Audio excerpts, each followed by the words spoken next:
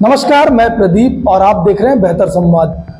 चुनावी बिगुल बज चुका है 2023 के 5 राज्यों में। देर रात आम आदमी पार्टी ने भी 33 प्रत्याशियों की सूची जारी करी है। दुर्ग जिले की बात करें तो दुर्ग ग्रामीण से संजीत विश्वकर्मा, जो कि एक्स आर्मी मैन है, देश की सेवा किए हैं और एक जुनून लेकर के आए कि राजनीति में अच्छे काम करें।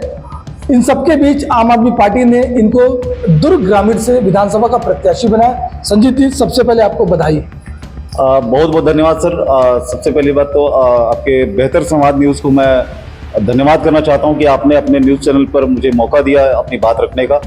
इसके लिए ढेर सारा आपको धन्यवाद कि आपने अपने चैनल पर बात रखने का मौका दिया। संजीत जी, सबसे पहले ये बताइए, जिस प्रकार से आप फौज में, थोड़ा सा अपने बारे में बताइए ताकि दर्शकों को भी पता चल सके कि फौज वाला बंदा कैसे राजनीति में एंट्री करता है। देखिए, जहाँ तक मैं बता दूं आपको कि शुरू से मेरा किसी ना किसी फील्ड में हमेशा जुनून होता है। मैं बचपन से ही किसी भी काम को लेकर एक जिद्दी प्रवृत्ति से मैं काम करता हूं कि मुझे किसी फील्ड में काम करना है तो करूंगा मैं। कारगिल का जब युद्ध हुआ था 98 में, तो मुझे लगा कि मुझे सेना में जाना चाहिए। सेना में गया मैं, और कारगिल का जब युद्ध चल रहा था उस समय क्लास 8 में था, और उसी समय से इंटरेस्ट मेरा जो क्लास 10th क्लियर करते ही मैंने सेना में मेरी भर्ती हो गई। सेना में जाने के बाद मैंने 5.5 साल मैंने आर्मी की नौकरी की, लेकिन घर में कुछ पारिवारिक स्थितियां और घर में कुछ परेशानियां होने की वजह से मुझे नौकरी बीच में ही छोड़नी पड़ी। 5.5 साल की सर्विस के बाद में अभी वर्तमान में मैंने लास्ट ईयर 1-2 साल पहले रिसाली नगर निगम चुनाव में यहाँ का चुनाव देखा कि रिसाली नगर निगम में चुनाव हो रहा है, और प्रत्याशियों को देखा मैंने यहाँ पे कि जो प्रत्याशी उतरे हैं वो कोई भी प्रत्याशी मुझे ऐसे नहीं लग रहे थे कि जो फील्ड में उतरेंगे और काम करेंगे और जनहित में काम करेंगे। लेकिन उस चुनाव में इस गुस्से से उतरने की वजह से कि मैं लोगों के लिए काम करूंगा और जनता के बीच गया जब मैं, तो एक बेहतरीन अनुभव ऐसा हुआ मुझे कि लोग जो हैं आज भी कहीं ना कहीं देश की आज़ादी के बाद और 75 साल में भी किसी न किसी प्रकार से इतने प्रताड़ित हैं कि उनको जो सुविधाएं, उनको जो उनका अधिकार मिलना चाहिए था उसका हनन कहीं ना कहीं लोग कर रहे हैं।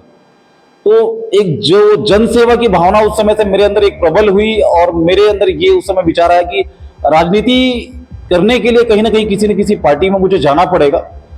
तो जब पार्टियों का चयन करना हुआ उस समय मेरे दिमाग में सिर्फ यही आया कि आज ये देखते हैं कि पूरे देश भर में कौन सी पार्टी बेहतर और जनता के हित में काम कर रही है। तो मुझे उस समय आम आदमी पार्टी ही नजर आया कि आम आदमी पार्टी में जाकर अपन जनहित का बहुत ही अच्छा काम कर सकते हैं, कि जो जनता के हित में काम करने वाली पार्टी है उसके साथ मैं जुड़ूंगा और वहां पे काम करूंगा।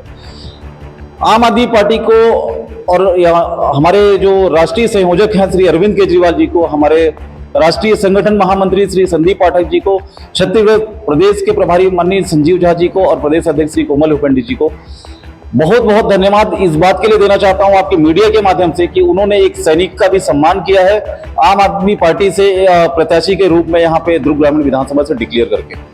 और इस दुर्ग ग्रामीण विधानसभा की जो सीट है आम आदमी पार्टी की झोली में जा रही है, और आम आदमी पार्टी यहाँ पे काफी मजबूत है, और निश्चित ही यहाँ पे दुर्ग ग्रामीण विधानसभा से जो जीत का कहना चाहिए कि जो पहला एक सीट आम आदमी पार्टी को मिलेगा वो दुर्ग ग्रामीण विधानसभा की सीट पहले जीत अपनी दर्ज करती हुई नजर आएगी। 33 सीटों में पार्टी ने आप पे भरोसा किया, पहली 33 लोगों के बीच आपका भी नाम रहा, तो क्या माना जाए, आखिर क्या उद्देश्य रहा आपको राजनीति में आने को लेकर? और भी तमाम ऑप्शंस आपके पास खुले थे, तो राजनीति में आना ही क्या, मतलब इसके पीछे सबसे बड़ा कारण क्या था?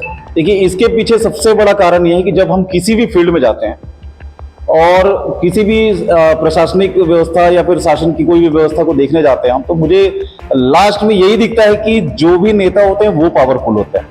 चाहे जिले में बड़े बड़े अधिकारी हों, कलेक्टर हों, IAS IPS जो भी हों, कहीं ना कहीं वो भी लोग भी दबाव में काम करते हैं। मैं सेना में था, चूंकि मुझे इस बात का मुझे बहुत बेहतरीन अनुभव है, एहसास है कि जब एक प्रशासनिक व्यक्ति और जो एक अधिकारी किसी के दबाव में काम करे और अपनी ढंग से काम ना कर सके, तो जो जनहित में काम होना है वो कहीं ना कहीं उल्टा होने लगता है।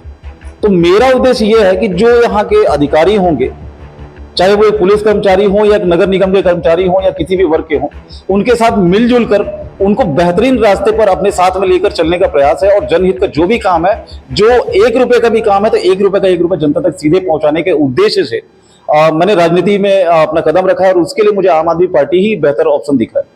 अब तो टिकट मिल गया, चुनाव प्रचार में भी आप जुड़ जाएंगे, तो एजेंडा क्या रहेगा, क्या बात लेके लोगों के बीच आप जाओगे? देखिए, आम आदमी पार्टी ने 9 गारंटियां दी हैं इस बार छत्तीसगढ़ में चुनाव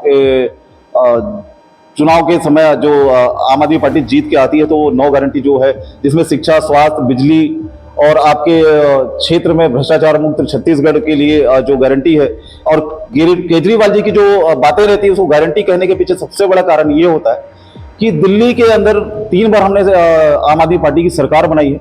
तो 3 बार जो सरकार बनाई उसमें सबसे बेहतरीन और सबसे बड़ी बात यही है कि 2 बड़े बड़े सत्ताधारी पार्टियों के बीच में अगर आम आदमी पार्टी ने कहीं अपनी पहचान पिछले 10 सालों में ही राष्ट्रीय पार्टी का दर्जा प्राप्त करते हुए दिखाया है, पूरे देश को, पूरे विश्व को दिखाया है। तो इसमें सबसे बड़ा कारण यह है कि आम आदमी पार्टी ने काम करके और लोगों के हित का काम करके जनता के बीच में, यहां तक कि हमारे राष्ट्रीय संयोजक श्री केजरीवाल जी चुनाव के पिछली बार के प्रचार में जनता के बीच सीधे जाके उन्होंने बोला कि मैंने अगर काम किया है तो वोट दीजिए।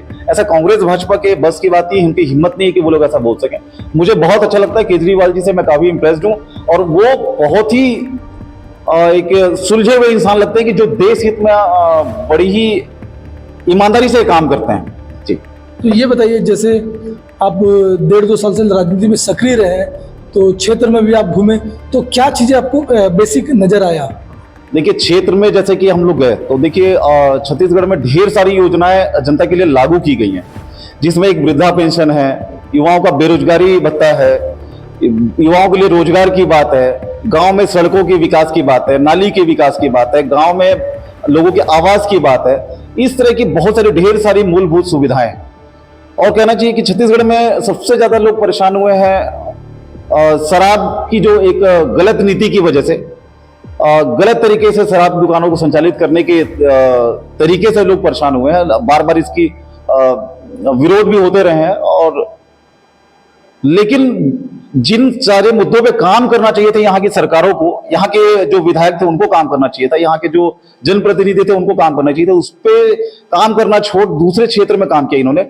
जहां पे वृद्धा पेंशन की एक छोटा सा उदाहरण ले लूं कि अगर वृद्धा पेंशन, जैसा कि भूपेश बघेल जी ने घोषणा पत्र दिया था, घोषणा पत्र में उन्होंने लिखा था कि हम इस बार चुनाव में जीत के आते हैं तो 1,000 रुपए मतलब लोगों को वृद्धा पेंशन देंगे और सभी वृद्धों को देंगे। आपको बता दें कि हर कई ऐसे गांव है जहां पे 70 साल से अधिक की आयु के लोग और बहुत सारे जो कहना चाहिए कि विधवा पेंशन जिनको लागू होना चाहिए था, ऐसे लोग जिन्हें आज भी पेंशन नहीं मिल रहा है, और जो कुछ लोगों को मिल भी रहा है तो मात्र 350 रुपए मिलता है। तो ये सरकार की बड़ी नाकामी देखी मैंने, और इसमें सबसे बड़ी नाकामी उस क्षेत्र के प्रतिनिधि की है, उस क्षेत्र के विधायक की है, उस क्षेत्र की जो जिनको जिम्मेदारी मिली है उनकी है। तो मैं समझता हूं कि ये काम कांग्रेस और भाजपा दोनों के बस की बात नहीं है। आज 23 साल हो गए छत्तीसगढ़ को अलग हुए, 23 साल में अगर जन जन तक अगर सुविधाएं पहुंची नहीं, इसके पीछे जिम्मेदार कोई शासन प्रशासन नहीं, यहाँ के नेता है। भ्रष्टाचार करने से अगर फुर्सत रहता है इनको तो फिर ये लोग काम करते हैं। भ्रष्टाचार में लिप्त लोग जनता के हित में काम नहीं कर सकते। ये बताइए, अब तो टिकट भी मिल चुका है, तो आपके प्रचार के लिए कौन कौन बड़े नेता आएंगे यहाँ पे? देखिए, आम आदमी पार्टी में हर नेता हमारे लिए बड़ा है, और आम आदमी पार्टी में देखिए दिल्ली और पंजाब से भी सारे जो हमारे प्रमुख जो कैंपेनिंग जो हमारी यहाँ पे टीम है वो डिसाइड करेगी कि कौन से नेता कौन से क्षेत्र में पहुंचेंगे, और निश्चित ही बहुत ही बेहतर प्रयास रहेगा। आम आदमी पार्टी का हर एक जो कार्यकर्ता जो किसी पद पर नहीं है उसे भी एक नेता के बराबर का दर्जा दिया जाता है। हमारे बीच में ये नहीं होता कि वो विधायक है तो वो हमारे यहाँ, आप देखिए सहज ही विधायक से मुलाकात होती है हमारी।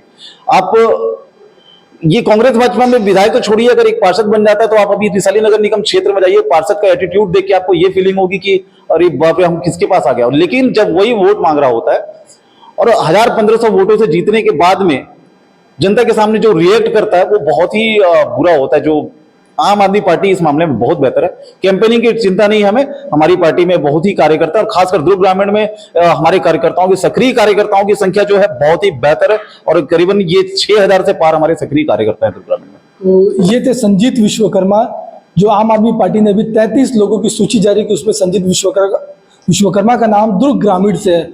संजीत ने अपनी तैयारियों के बारे में बताया, एजेंडों के बारे में भी बताया कि आने वाले दिनों में किस एजेंडे को लेकर जनता के बीच जाएंगे। बहरहाल जो चुनाव है उसके नतीजे 3 दिसंबर को आएंगे, और 3 दिसंबर को पता चलेगा कि दुर्ग ग्रामीण विधानसभा किस पार्टी की झोली में जाता है। दुर्ग ग्रामीण से मैं प्रदीप विश्वकर्मा।